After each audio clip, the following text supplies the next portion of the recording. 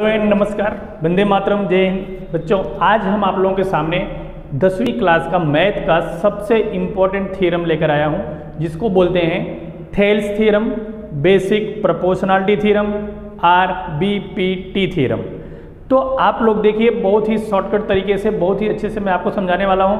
आप ध्यान से लास्ट तक वीडियो में बने रहिए। ये थ्योरम आपके जवानी याद हो जाएगा, ओरल याद हो जाएगा।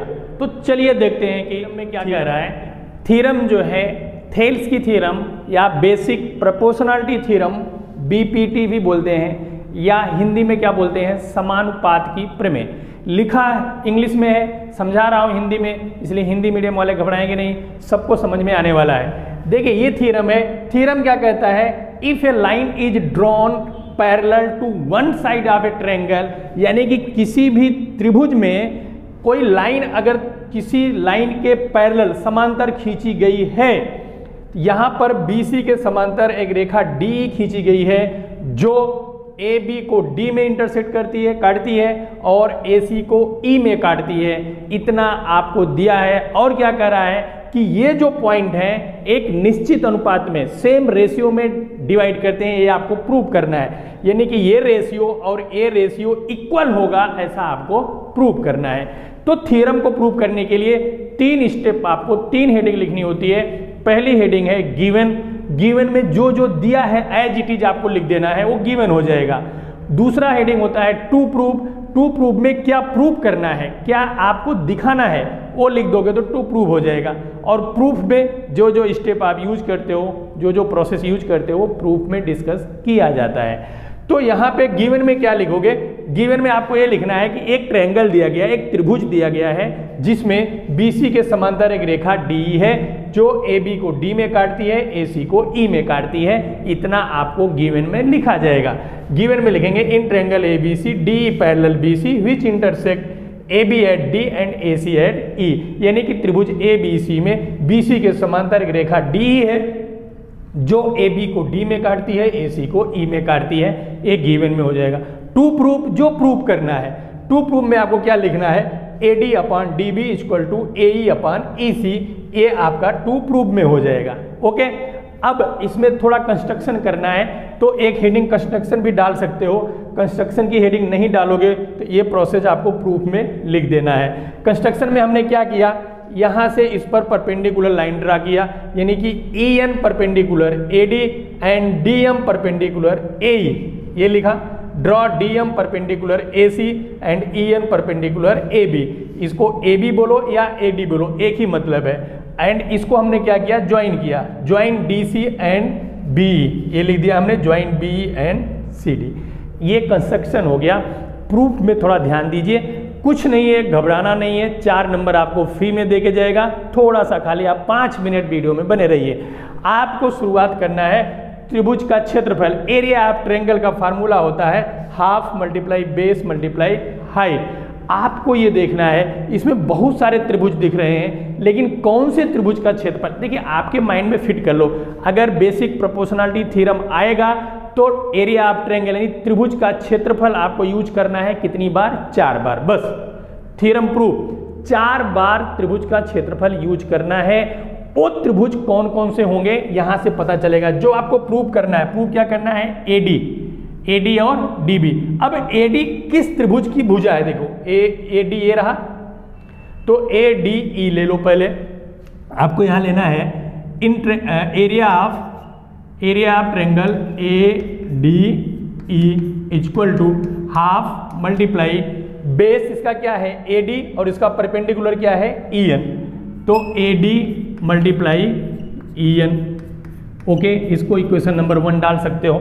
हमने ये त्रिभुज क्यों लिया, क्योंकि हमको ये चाहिए, और हमको दूसरा क्या चाहिए, DB चाहिए। DB देखिए, DB जो साइड है, DB जो भुजा है, किस ट्रायंगल की साइड है, वो ट्रायंगल लेना पड़ेगा। ट्रायंगल DB और E, आपको ये निकाल लेना है। Area of triangle DB and E equal to, इसमें भी होगा हाफ मल्टीप्लाई बेस, इसका है DB मल्टीप्लाई परपेंडिकुलर क्या है EN। यहाँ पे थोड़ा सा आपको डाउट हो सकता है बेटा कि ट्रायंगल तो ये है और परपेंडिकुलर ऊपर क्यों है। परपेंडिकुलर जो होता है वो देखिए 3 प्रकार के ट्रायंगल आपने पढ़े होंगे। एक right angle triangle, right angle triangle में परपेंडिकुलर यही होता है।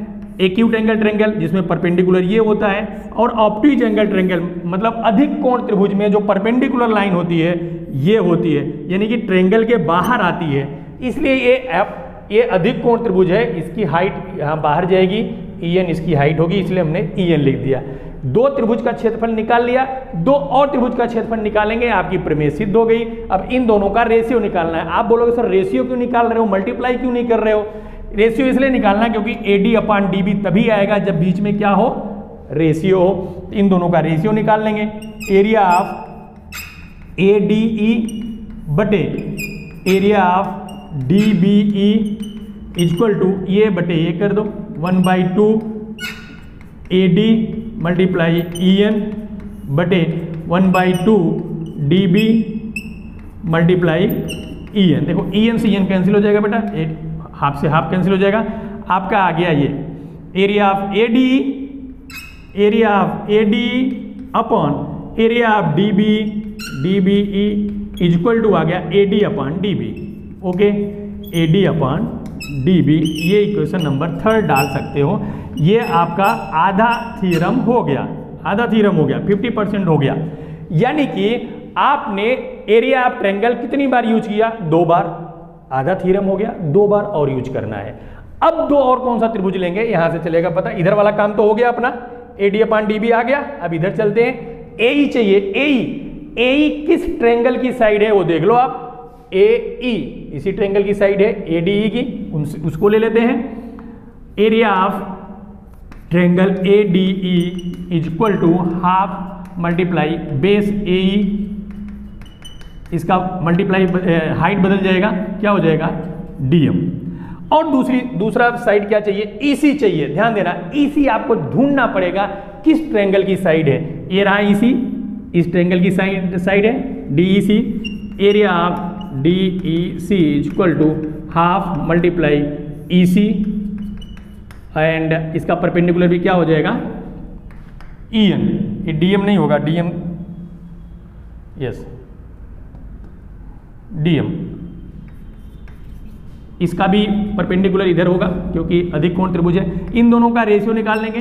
Area of ADE upon area of DEC equal to half AE and DM upon half EC multiply DM। DM से DM कट गया, हाफ से हाफ कट गया बेटा, तो ये हो गया area of ADE upon area of DEC equal to आ गया AE बटे EC। इसको इक्वेशन नंबर डाल सकते हो, 3 तक हम आए थे, ये 4, ये 5, ये 6 डाल सकते हो।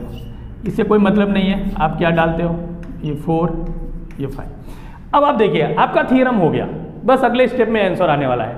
लेकिन एक चीज आपको और जानना है, एक थ्योरम है 9th क्लास में, एक प्रॉपर्टी है। प्रॉपर्टी क्या है कि 2 पैरेलल लाइन के बीच में, 2 पैरेलल लाइन के बीच में एक ही बेस पर अगर 2 ट्रायंगल हैं, देखिए मान लीजिए ये बेस है AB, इस पर एक ट्रायंगल है ये, और इसी बेस पे दूसरा ट्रायंगल है ये, तो ये दोनों ट्रायंगल का जो एरिया है ना वो इक्वल होता है। ये एक प्रॉपर्टी आपको याद रखना है कि सेम बेस पर अगर 2 ट्रायंगल हैं तो दोनों ट्रायंगल का एरिया क्या होगा, इक्वल होगा। यहां पे आप देखिए ये बेस है D और ये 2 पैरेलल लाइन है, सेम बेस पर एक ट्रायंगल है ये और सेम बेस पर एक ट्रायंगल है ये, इन दोनों का एरिया क्या होगा, इक्वल होगा। ये आपको यहां पे लिखना पड़ेगा, एक लाइन में लिखना पड़ेगा। आपको क्या लिखना होगा, triangle DEB and triangle DEC lie on same base, so area of DBE equal to area of DEC। आपको हिंदी में क्या लिखना होगा, त्रिभुज DEB और त्रिभुज DEC दोनों एक ही आधार DE पर स्थित हैं, इसलिए DEB का क्षेत्रफल और DEC का क्षेत्रफल एक समान होगा। आपको यहां लिख देना है area of triangle DEB equal to area of triangle DEC। Okay, समझ में आया? इसको क्वेश्चन नंबर 7 डाल सकते हो। ध्यान से देखना, DEB का क्षेत्रफल और DEC का क्षेत्रफल सेम हो गया, तो आप इक्वेशन नंबर 6 में जहां पर DEC है, ध्यान देना, जहां पर DEC है तो DEC की जगह आप DEB लिख सकते हो कि नहीं लिख सकते हो? लिख सकते हैं। सो फ्रॉम इक्वेशन नंबर 6 ये आपका आ जाएगा area of ADE upon area of, यहाँ पे DEC की जगह हम लिख देंगे DEB इक्वल टू, आगे जो है लिख देंगे AE upon AC। Okay, ADE upon DEB equal to AE upon AC है, बट इक्वेशन नंबर 1 में देखिए 3 में ADE अपॉन DEB किसके बराबर है? AD अपॉन DB के बराबर है। फ्रॉम इक्वेशन नंबर, इसको 7 डाल दो, फ्रॉम इक्वेशन नंबर 7 एंड ये कितना है 3। आप 7 एंड 3 को देखो, ये इसके बराबर है और यही इसके बराबर है, ये दोनों बराबर हो जाएंगे। So AD upon DB equal to AE upon EC, ये आपका प्रूव हो गया। यही आपको सिद्ध करना है। समझ में आया? आई होप आपको समझ में आया होगा। आप स्क्रीनशॉट लेना चाहते हो तो स्क्रीनशॉट ले लीजिए। अगर समझ में आया है, मेथड समझ में आया है, तो वीडियो को लाइक कर दीजिए, चैनल पर नए हो सब्सक्राइब कर दीजिए। मिलते हैं अगले वीडियो में अगले थ्योरम के साथ, तब तक वंदे मातरम, जय हिंद।